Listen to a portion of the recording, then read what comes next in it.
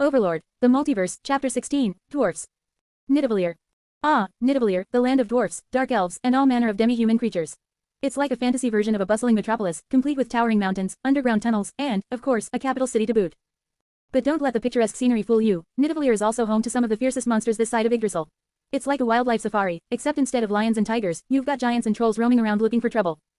And let's not forget about the weapon and armory scene. Nidavellir is like the fashion district of Yggdrasil, except instead of designer clothes, you've got master craftsmen churning out swords, shields, and other badass gear.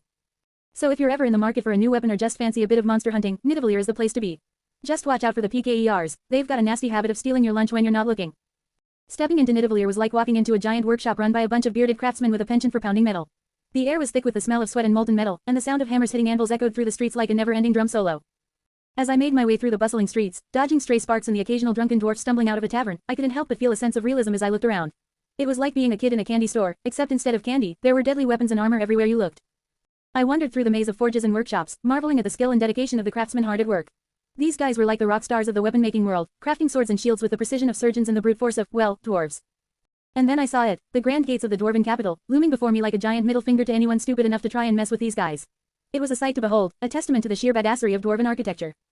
As I approached the gates, a burly dwarf guard eyed me suspiciously, his bushy beard bristling with skepticism. "Halt, what's our business in Nidavellir?" he barked, his voice echoing through the cavernous entrance. I flashed him a grin as wide as the horizon, trying to charm my way past his skepticism. "Just passing through," I replied with a nonchalant shrug, hoping my casual demeanor would throw him off the scent. "Thought I'd check out the local scene, maybe grab a pint or two. You know how it is." The dwarf squinted at me, clearly unimpressed by my attempt at nonchalance. "And what's with the fancy duds?" he prodded, gesturing to my impeccably tailored attire. "You look like you stepped out of one of them fancy elf boutiques." I chuckled, trying to think on my feet. "Ah, well, you see, I'm a fashion guru," I exclaimed, throwing my arms wide in a dramatic flourish, here to spread some sartorial wisdom to the good folks of Nidavellir. Gotta keep the fashion game strong, am I right? The guard scratched his head, clearly taken aback by my unexpected revelation. After a moment's consideration, he grunted in reluctant acceptance. "Well, I suppose we could use a bit of fashion sense round here," he muttered, stepping aside to let me pass. "Just don't cause any trouble, ya hear?" I nodded eagerly, relieved to have dodged a potentially sticky situation. "Wouldn't dream of it," I assured him with a wink, sauntering through the gates with a newfound spring in my step. "Just here to spread some style and maybe pick up a few souvenirs along the way." With a grin plastered on my face, I strolled through the gates of Nidavellir, feeling like I'd just pulled off the heist of the century. With a grin plastered on my face, I strolled through the gates of Nidavellir, feeling like I'd just pulled off the heist of the century. But if I revealed I was a vampire, things could get a lot more complicated. So, I kept my fangs hidden and my true identity under wraps as I mingled with the locals, blending in like a chameleon in a rainbow factory.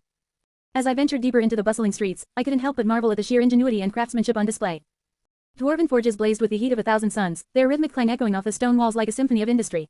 Everywhere I looked, blacksmiths hammered away at anvils, their brows furrowed in concentration as they brought their creations to life. As I made my way deeper into the heart of Nidavellir, the rhythmic clang of hammers grew louder, guiding me toward the heart of the realm's bustling forge district. It wasn't long before I stumbled upon a quaint little workshop nestled in the shadow of a towering mountain peak, its chimney belching smoke and sparks into the crisp mountain air. With a grin, I pushed open the creaky wooden door and stepped inside, the warmth of the forge washing over me like a comforting embrace. The sight that greeted me was like something out of a blacksmith's dream, rows of gleaming anvils, shelves stacked high with tools and materials, and a burly dwarf with arms like tree trunks hammering away at a red-hot ingot. "Oi, what's this then?" the dwarf barked, shooting me a suspicious glance as I approached. "Another city slicker looking to get his hands dirty." I chuckled, raising my hands in mock surrender. "Guilty as charged," I admitted with a grin. "But don't worry, I come in peace. Just looking to craft myself a sword fit for a vampire god."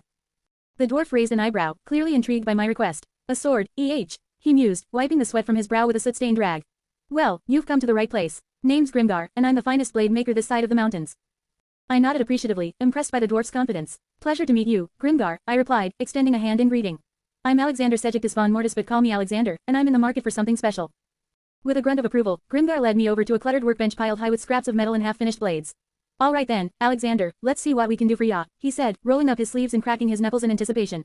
"What kind of sword are we talking here? Big and flashy, sleek and deadly, or maybe a little something in between? Tilde. Give me your opinion and criticism about the chapter. I can only improve my story if you point out what is wrong and what is needed to change. And leave at least one comment and review if you like my fanfic. In my Patreon. This volume is over, you can join my Patreon. Chapter 17, Grimgar. Overlord, the Multiverse by Black_Bolt. 2K680. I straightened my posture, trying to look as dignified as possible despite the fact that I was essentially asking for a weapon to match my undead status. "I need a blade that screams, vampire chic," I declared, trying to inject a hint of sophistication into my voice. "You know, something that says, I'm here to conquer the night, but I've still got time for a spot of tea." Grimgar blinked, clearly taken aback by my unusual request. "Tea, huh," he muttered, scratching his head in confusion. "Well, I suppose we could fashion you a blade fit for a blood-sippin' aristocrat." With a flourish, he rummaged through a nearby chest, producing a dusty old tome bound in cracked leather. Behold, the Book of Eldritch Forging, he proclaimed, holding the ancient tome aloft like a prized trophy. Inside these pages lie the secrets to creating a weapon that'll make even the gods sit up and take notice. I leaned in closer, my curiosity piqued. Sounds fancy, I remarked, eyeing the weathered pages with interest. But what's the catch? Grimgar grinned, a mischievous twinkle in his eye. Ah, now that's the fun part, he chuckled, flipping through the musty pages with a practiced ease. To forge a weapon worthy of a vampire of your caliber, we'll need a few, shall we say, exotic ingredients. I raised an eyebrow, intrigued by the prospect. Exotic ingredients, huh, I echoed, trying to suppress a nervous chuckle. Sounds like a trip to the local market won't cut it. Grimgar let out a hearty laugh, his voice echoing through the cavernous forge. You got that right, lad, he boomed, clapping me on the back with a force that nearly knocked the wind out of me. But fear not, old Grimgar's got a few tricks up his sleeve. We'll have that sword forged in no time. I nodded, steeling myself for the challenges ahead. All right then, let's hear it, I said, trying to sound more confident than I felt. What exactly are we looking for? Grimgar's grin widened, his eyes gleaming with excitement. First up, we'll need a vial of pure dragon's blood, he explained, ticking off the ingredients on his fingers as he spoke. Then, we'll need a shard of moonstone from the heart of the forest, and finally, blood of a phoenix. I couldn't help but whistle, impressed by the daunting task ahead of us. Sounds like quite the scavenger hunt, I remarked, trying to keep my spirits up despite the overwhelming odds. Any idea where we can find these? Exotic ingredients. Grimgar scratched his head, his brow furrowing in thought. Blood of a phoenix from Muspelheim, vial of pure dragon's blood from Asgard, moonstone from Alfheim, he muttered, ticking off the names of the realms on his fingers. Not exactly your average shopping list, I'll give ya that. I let out a low whistle, the gravity of our quest sinking in. Well, we're not exactly your average shoppers, I quipped, flashing Grimgar a grin. But hey, if it was easy, everyone would be doing it, right? I replied with a grin, giving Grimgar an exaggerated salute. Guess it's time for this vampire to spread his wings and fly solo. Grimgar chuckled in response, just remember to keep an eye out for any fire-breathing birds and overprotective dragons, I grinned, feeling a surge of excitement coursing through my veins. Ah, don't you worry about me, Grimgar, I said, clapping him on the back with a playful wink. I've dealt with worse in my time. Besides, what's an adventure without a little danger, am I right? Grimgar chuckled again, shaking his head in amusement. You've got a point there, he admitted, his smile widening. Just promise me you'll be careful out there, lad. The last thing I need is another customer getting themselves killed on my watch. I saluted him theatrically, grinning from ear to ear. Don't you worry about me, Grimgar, I reassured him with a grin. I'll be back before you can say, blood-sucking fiend. Grimgar let out a hearty laugh, slapping his knee in amusement. Ah, there's the spirit, lad, he exclaimed, clapping me on the back once more. Just remember to bring me back a souvenir, preferably something shiny. I chuckled at Grimgar's request, already picturing myself returning triumphantly with a bag full of treasures. Consider it done, I replied with a wink. I'll see if I can find you a gemstone as big as your beard. With one last wave to Grimgar, I turned and made my way out of the bustling forge, excitement bubbling within me like a cauldron of potion. As I stepped back out into the streets of Nidavellir. And I, Alexander Sedgictus von Mortis, was ready to face whatever challenges lay ahead. And my first challenge is in Asgard to collect pure dragon's blood. Tilda. Give me your opinion and criticism about the chapter. I can only improve my story if you point out what is wrong and what is needed to change. And leave at least one comment and review if you like my fanfic. In my Patreon this volume is over, you can join. Chapter 18, Kind Dragon.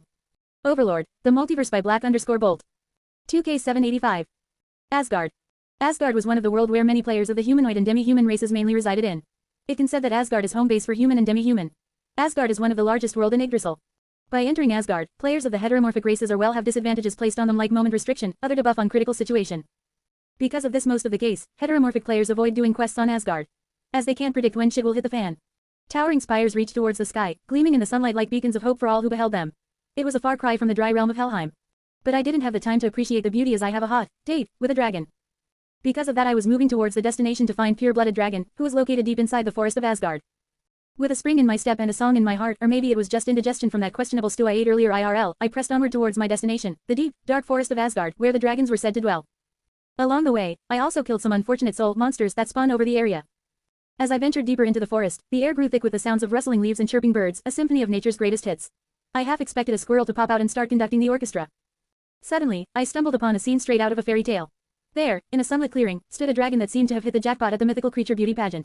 Flowers bloomed around it like it was hosting its own personal garden party, and butterflies fluttered around its majestic form like groupies at a rock concert. I couldn't help but feel like I'd stumbled onto the set of Dragon's Got Talent.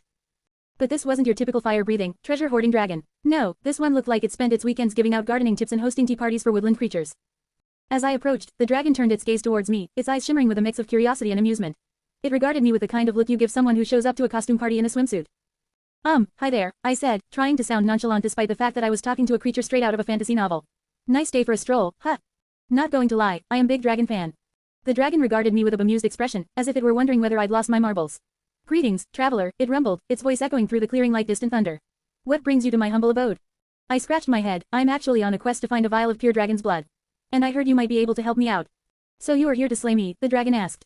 Yes, it pains me too but my sword is more important. The dragon's eyes widened in mock horror, a dramatic gasp escaping its lips. Oh, the audacity, the nerve, the sheer gall, it exclaimed, flapping its wings in exaggerated indignation. To think that someone would dare to slay such a magnificent creature as myself. I couldn't help but chuckle at the dragon's theatrics, realizing it was just messing with me. AI is really something. Well, you know, it's nothing personal, I replied with a shrug. Just your standard quest for rare ingredients, in my case pure dragon blood. You understand, right? The dragon let out a rumbling laugh, the sound echoing through the clearing like distant thunder. Oh, I understand perfectly, it said, its eyes twinkling with amusement. But I'm afraid you've come to the wrong place if you're looking for a fight. I'm more of a lover than a fighter, you see. I blinked in surprise, not expecting such a response from a creature that looked like it could bench press a mountain. Wait, seriously, I asked, unable to hide my disbelief. But you're a dragon, aren't you supposed to, you know, breathe fire and hoard treasure and all that? The dragon chuckled, shaking its head in amusement. Stereotypes, my dear traveler, stereotypes, it said with a knowing smile. Just because I'm a dragon doesn't mean I have to conform to society's expectations. I prefer to spend my days tending to my garden and entertaining guests with my dazzling wit. Not gonna lie, this is the first time I've encountered a dragon like this. I really need pure dragon blood, but I also don't want to slay the dragon. Even if she's just made up of data and binary codes, I don't want to kill her. Why, you ask? Because she's simply too charming and delightful to harm. And I like dragons. And I don't want to needlessly tip the scales of my karma. Up until now, I've maintained a steadfastly neutral evil karma value. Death mentioned how karma can shape us when our avatars become real. Glancing at her, she's radiating positive karma vibes. Killing a positive karma player or NPC would undoubtedly tilt my karma scale in the wrong direction. Plus, who would want to disturb such a peaceful creature in its garden paradise? It's like trying to pick a fight with a fluffy bunny. But alas, my quest for pure dragon's blood still hung in the balance. I needed to find a solution that didn't involve violence, yet still allowed me to acquire the precious ingredient I sought. As I pondered my predicament, the dragon cocked its head to the side, a thoughtful expression on its face. You seem troubled, traveler, it observed, its tone gentle and understanding. Is there something weighing on your mind? I sighed. Well, to be honest, I'm in a bit of a pickle, I admitted, scratching the back of my neck. I need pure dragon's blood for a quest, but I really don't want to kill you. If you want my blood then you can just take it, the dragon said. I blinked in surprise, not expecting such a straightforward response. Wait, seriously, I asked, unable to hide my astonishment. You're just gonna let me take your blood? The dragon nodded, its expression serene. Of course, it replied, its voice as calm as a placid lake. I'm not attached to it or anything. It's not like I need it for, you know, breathing or anything. I couldn't help but chuckle at the dragon's nonchalant attitude towards its own life force or HP. Well, alright then, I said. Let's make this quick, shall we? With a steady hand, I reached out and extracted the vial of pure dragon's blood, making sure not to disturb the dragon's delicate scales. As I did, I couldn't shake the feeling that I was getting away with something I definitely shouldn't be. But hey, when life gives you a dragon offering its blood on a silver platter, who am I to argue? With the vial safely in my possession, I thanked the dragon for its generosity and bid it farewell. As I made my way back to the portal, I couldn't help but feel a sense of relief wash over me. Quest completed, without a single drop of blood shed. Well, except for the dragons, but that was more of a voluntary donation than anything else. Before going toward Muspelheim, I asked the dragon. What's your name? The dragon paused, as if considering whether to indulge my curiosity. Finally, it spoke, its voice carrying a hint of ancient wisdom. I am known as Dragonix, it replied, its tone tinged with pride. Remember it well, for you may never encounter another dragon quite like me. Tilde tilde tilde. Give me your opinion and criticism about the chapter. I can only improve my story if you point out what is wrong and what is needed to change. And leave at least one comment and review if you like my fanfic. In my Patreon this volume is over, you can join my Patreon for $3, see you. 100 plus advance. Chapter 19, 3 PKERs. Overlord, The Multiverse by Black_Bolt. 1.9K1384. It was too easy, don't you think, I remarked to Death with a smirk. It was like going on a shopping spree without even having to pay. Death chuckled, her beautiful features contorting into an amused grin. Ah, I feel disappointment in your voice, my love. I am disappointed, I was really looking forward to an epic fight against Dragon. I really was, even when I am in front of the dragon, I was confident in defeating without sweating. And I was looking forward to using my newly acquired vampire abilities. Death chuckled softly, her amusement evident in the twinkle of her eye sockets. Ah, my love, you always crave for the thrill of battle, she remarked affectionately, her bony fingers tracing patterns in the air. But fear not, there will be plenty more opportunities for epic showdowns in your future adventures. I shrugged playfully, feigning disappointment. I suppose you're right, I admitted with a dramatic sigh. Guess I'll just have to settle for slaying fiery demons instead. Death nodded in agreement, her expression serene despite the humor in her voice. Indeed, my love, but who knows, perhaps Muspelheim will offer a challenge worthy of your skills. Well, no use crying over spilled blood, right? I quipped, trying to inject a bit of levity into the situation. Onward to Muspelheim. I was about to go to Muspelheim but I suddenly sensed something behind the trees. I sensed 3 presences, 3 players. I don't need to be a genius to realize what they are doing. Well, what do we have here? I muttered to myself, my lips curling into a wicked grin. Alright, you sneaky little rascals, come out and show yourselves, I called out, my voice laced with amusement. I promise I won't bite. Unless you ask nicely. Moments later, 3 figures stumbled into view, looking as though they'd just been caught with their hands in the cookie jar. The one with the staff looked like he'd rather be back in his wizard's tower studying ancient tomes. The healer, in his pristine white robes, seemed torn between offering a potion or a prayer. And the warrior, well, he looked ready to charge into battle, but his armor seemed to be doing most of the talking. A caster, a supporter, a warrior, a well-balanced party. I couldn't resist a smirk as I eyed the newcomers, their gear a mishmash of styles that screamed budget shopping spree. Well, what's the occasion, gentlemen? I teased, unable to resist poking fun at their motley crew. The wizard, looking like he'd just stepped out of a fantasy-themed garage sale, pointed his staff at me. You're a heteromorphic, right? He asked, his voice tinged with both curiosity and apprehension. Now that's a statement that caught my attention faster than a cat chasing a laser pointer. It seemed they were more intrigued by my species than by me. Time to have a little fun with this.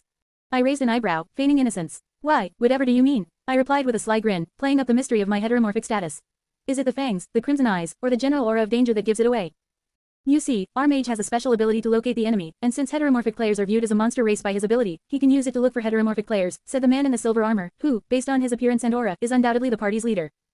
I couldn't help but chuckle at their explanation, finding their logic both amusing and absurd. Ah, I see, I replied, my voice dripping with mock understanding. So basically, your mage here has a special talent for finding monsters, and you've mistaken me for one of his targets. How flattering. Having gotten the answer I was looking for, I saw no point in lingering with them. Well, now that you've found me, what can I do for you three?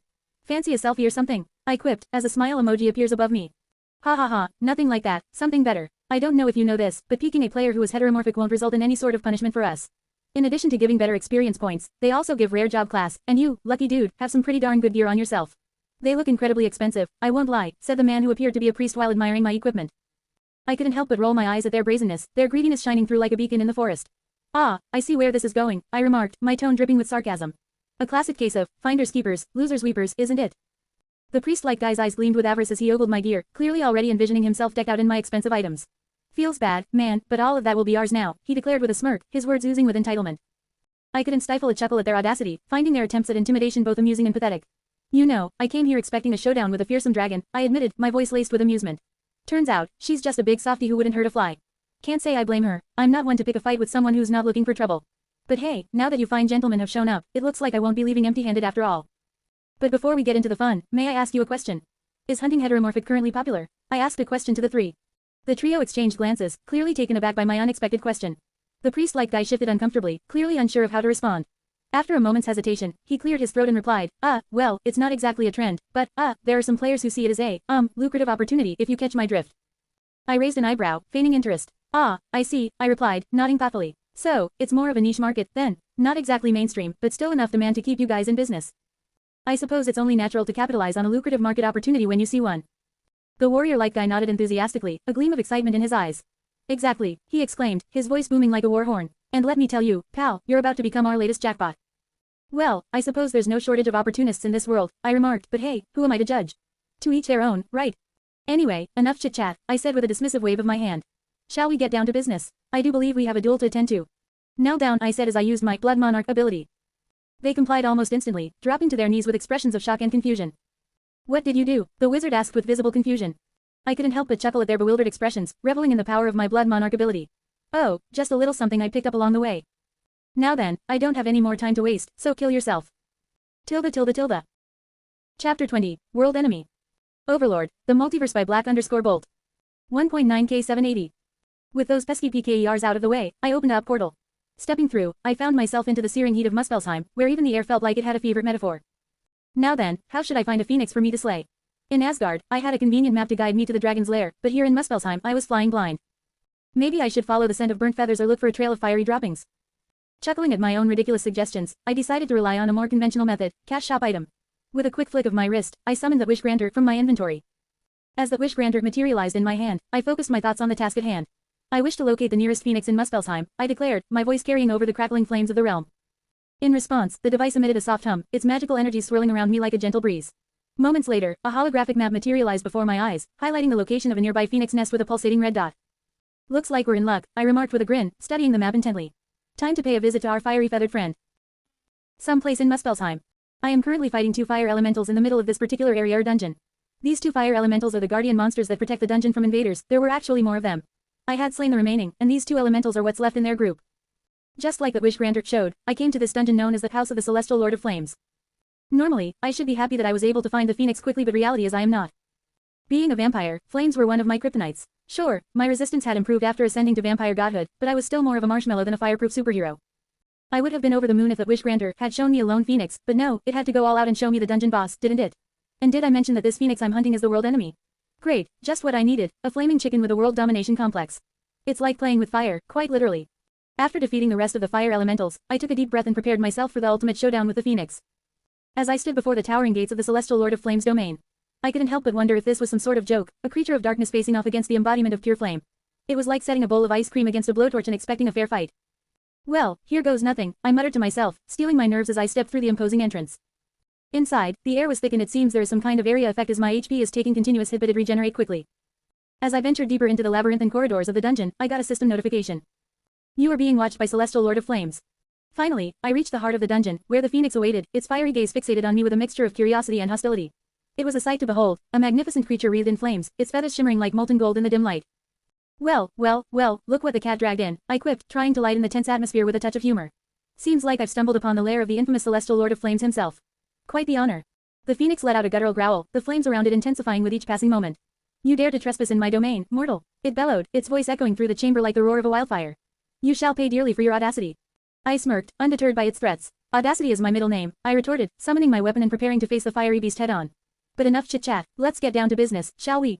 With a defiant roar, the Phoenix launched itself into the air, its wings beating with incredible force as it swooped down towards me, claws and beak bared for battle. I braced myself for the impact, adrenaline coursing through my veins as I prepared to meet the creature head-on. As the Phoenix descended upon me like a flaming comet, I leapt aside at the last moment, narrowly avoiding its talons as they sliced through the air where I had been standing moments before. I unleashed a devastating spell known as Shadow Veil, shrouding myself in darkness to confuse and disorient my foe. But that didn't stop the Phoenix as it spread its flame all around to restrict my moment. With the Phoenix spreading its flames all around us, my usual summons consisting mostly of vampires wouldn't be helpful in this situation.